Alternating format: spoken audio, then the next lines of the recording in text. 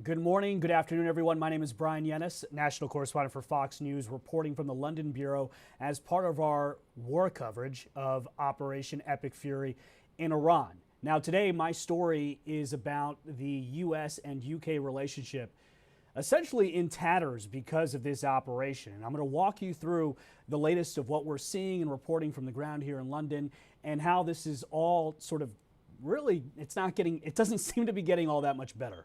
Right now, the very latest thing to happen is that you've got UK's Liberal Democrat leader, Ed Davey, who is calling on Prime Minister Keir Starmer here of the UK to urge King Charles to cancel his official state visit to the United States in April to send a message to President Trump and the Americans that they're not going to be pushed around. Now, all of this is about the fact that President Trump and the United States are unhappy with the fact that the UK was not being very cooperative, in President Trump's words, being very uncooperative when it comes to helping the United States in Operation Epic Fury. Now, Ed Davey released a statement and he said, quote, "Given Trump's illegal war that is devastating the Middle East and pushing up energy bills, Keir Starmer should advise the king to call off April's state visit to the U.S. A state visit should not be given to someone who repeatedly insults and damages our country." So now you also have Ed Davey writing, "A state visit from our king would be seen as yet another huge diplomatic coup for President Trump, so it should not be given to someone who repeatedly insults this country." So you have UK's Prime Minister Keir Starmer, who is receiving a lot of pressure internally here at home, but also receiving a lot of pressure from President Trump, who has spoken to the British press, who has put out a Truth Social post over the weekend, slamming Starmer for what is being called by critics a slow and weak response to the situation in the Middle East. Now, just to rewind, this all started based on what we know from our Jennifer Griffin and reporting out of the Pentagon. The U.S. asked the UK 10 to 15 days before Operation Epic Fury to use two UK military bases, one in Fairford and the other in Diego Garcia and an island in the Indian Ocean. That request was denied by the UK. They said, you cannot use our two military bases to launch strikes into Iran. There was a caveat, though. They would allow for these strikes to happen if it became clear that British nationals, British military bases needed to be defended from Iranian attacks. Well, that became very clear in the first few hours of this war with Iran, and all of a sudden there was a drone that was launched into Cyprus towards a British military base. And of course, we all have seen the more than 1,000 drones and 500 ballistic missiles that have been launched from Iran to neighboring Gulf nations, putting in danger some 200,000 to 300,000 British nationals. So once that happened, UK Prime Minister Keir Starmer received another call from the US on Saturday, the day of Operation Epic Fury. He said no. On Sunday, 24 hours later, he changed his mind and said yes. Now that the Iranians are attacking UK military assets and putting British nationals in danger, you can use our bases. But apparently, though, the damage is already done when it comes to this special relationship between the U.S. and the U.K. President Trump took to Truth Social over the weekend, and he called the U.K., quote, "our once great ally." He said maybe the greatest of them all, is finally giving serious thought to sending two aircraft carriers to the Middle East. He said, "That's okay, Prime Minister Starmer. We don't need them any longer, but we will remember we don't need people that join wars after we've already won." So that was the latest salvo shot over towards the UK and Keir Starmer. Keir Starmer today here in London was speaking to voters, speaking to residents, and he said essentially that British decisions should be made by the British Prime Minister. Essentially a defiant message that he's not going to kowtow to any kind of foreign intervention or to President Trump to make decisions that he thinks are best for the British people. And so this back and forth is happening. Now we've got talk of the King's visit to the U.S. in April, potentially now in danger. Through all of this, I'm going to be taking questions from you guys. If you guys have questions, just put it in comments. The producers will make sure I see them. I got one question here is, how does Starmer's lack of cooperation with the U.S. been compared to previous conflicts and wars? That is a great question. The big talking point here in the UK internally is all about the 2003 Iraq War. The British people here remember that war as a mistake, and they do not want to make that mistake again. That is the view of many. If you look at the polling and of a lot of the politicians who are in favor of Keir Starmer staying out of offensive attacks in Iran, that is what they are talking about. They believe that, and Keir Starmer, who was a human rights lawyer, at the time argued that the 2003 Iraq War was illegal and against international law. Keir Starmer, who is now the Prime Minister, has spoken on the floor of the Houses of Parliament and said pretty much the same thing, that there should not be regime change from the sky, and that this would be, in his mind, he didn't call it illegal, but it's essentially, they believe it would violate international law, that there are concerns about the legal basis of the U.S. and Israeli military attacks in Iran, and so therefore the British people should not get involved in offensive attacks. And so 2003 and the Iraq War is looming very, very large over this entire conversation. Interestingly, though, you have UK's former Prime Minister Tony Blair, who stood shoulder to shoulder with President George Bush in 2003 and said, "We will be there with you for the Iraq War." In a private event, reportedly said that he believes that UK's Prime Minister Starmer and the UK should have backed the United States in this operation from the very beginning. And those were his words. You also have Nigel Farage, who is an opposition leader here in the UK, speaking out, perhaps not so surprisingly, but coming out and saying, you know, ultimately we believe that it's an extraordinary move to say no to the United States at this time, and that Starmer has left, that he and the UK seem a bit friendless right now. You know, that he should not have stood up to the United States, and that the UK's Prime Minister Keir Starmer should have done more to defend British interests in the Middle East. The UK has two military bases in Cyprus. One of those military bases was hit by an Iranian drone, and there are a lot of questions here in the UK as to why Starmer did not pre-deploy assets in the UK to better defend those bases and to better defend British nationals. There's the HMS Dragon that's making its way to the Mediterranean. It still has not arrived. They do have F-35s there that have stopped drone attacks, and they also have defenses in place that have helped British allies like Qatar, UAE stop missile and drone attacks. But there's a lot of conversation here as Brits are being evacuated from those Gulf nations, why more was not done to pre-deploy these assets, given the fact that the HMS Dragon, a destroyer, has still not arrived on scene. There's also a new report here from the BBC that the aircraft carrier that they were talking about potentially sending to the Middle East is not going to be sent to the Middle East, and instead will go to the Arctic to take part in NATO operations.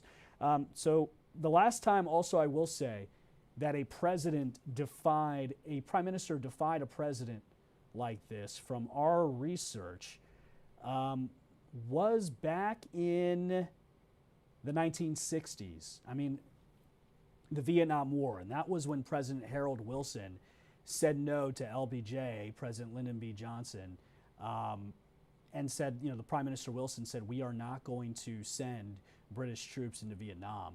And that was back in 1960. I also believe that Margaret Thatcher and Ronald Reagan had a bit of a thing in 1983 over Grenada. But this seems to be different. Obviously, recency bias, it matters right now.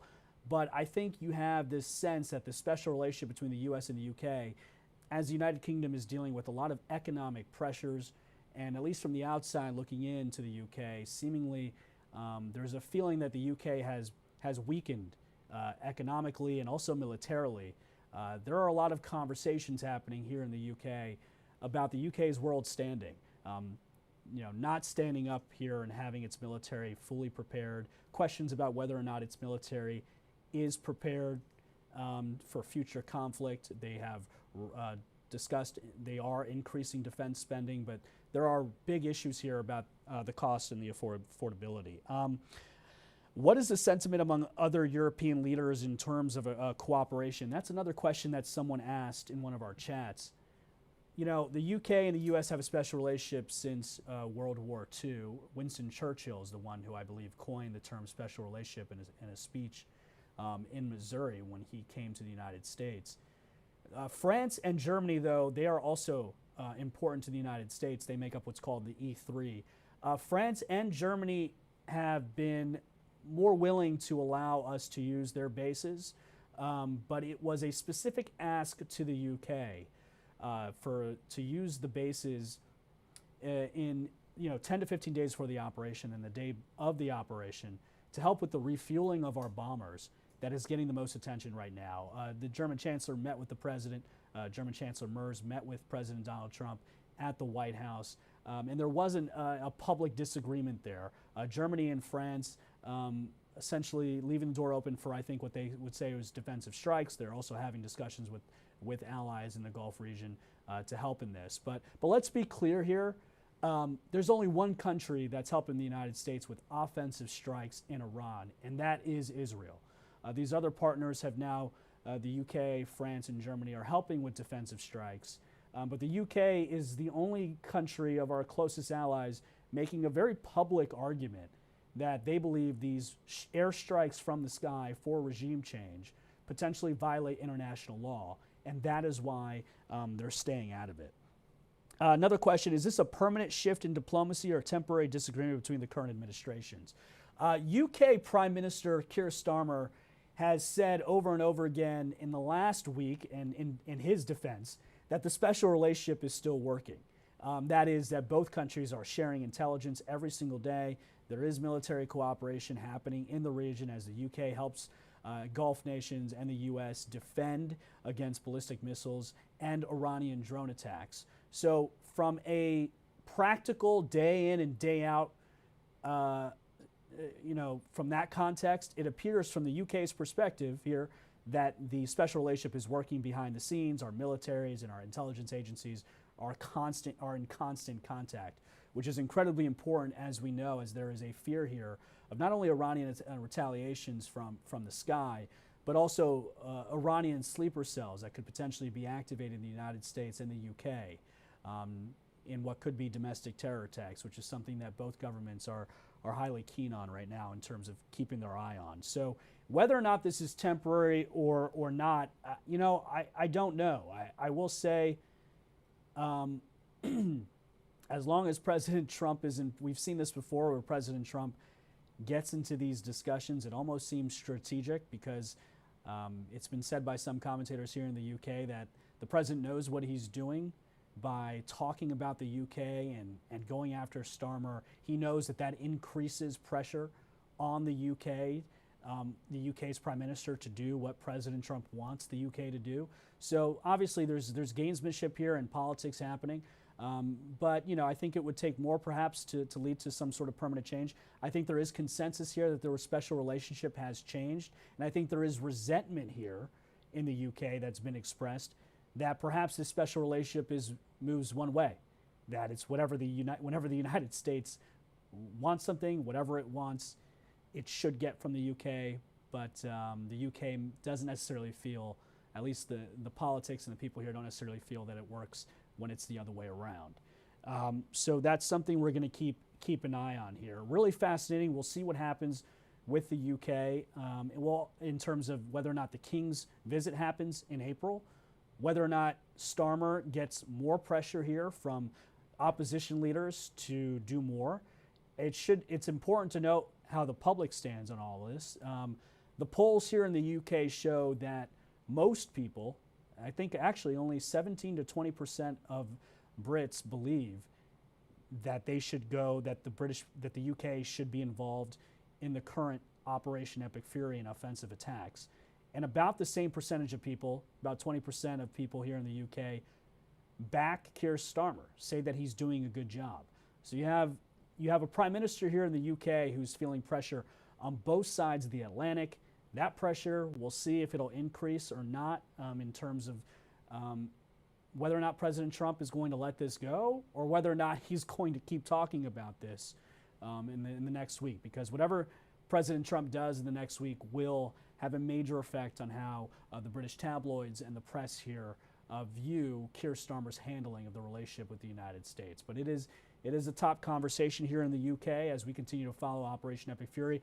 We encourage everyone to continue to follow Fox on X and on TikTok, Instagram, and Facebook. Make sure you follow all of our colleagues who are also deployed throughout the world. We have Steve Harrigan on the border of Armenia and Iran. We have Greg Palcott in Turkey. We have Lucas Tomlinson in Dubai. And of course, we have Trey Yingst in Tel Aviv, Israel, as well as our Nate Foy, who's also deployed in Tel Aviv. And here in the UK, it's me and Jonathan Hunt as we help, and that's just for now.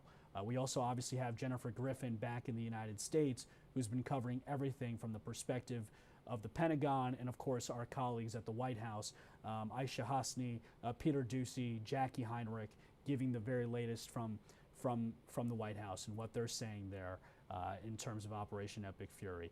We have you covered on all the bases. Be sure to continue to follow us as we also bring you stories from here in the UK. Special relationship, perhaps in tatters. We'll be following and updating as this story continues. Stay with us. Thanks for watching, guys.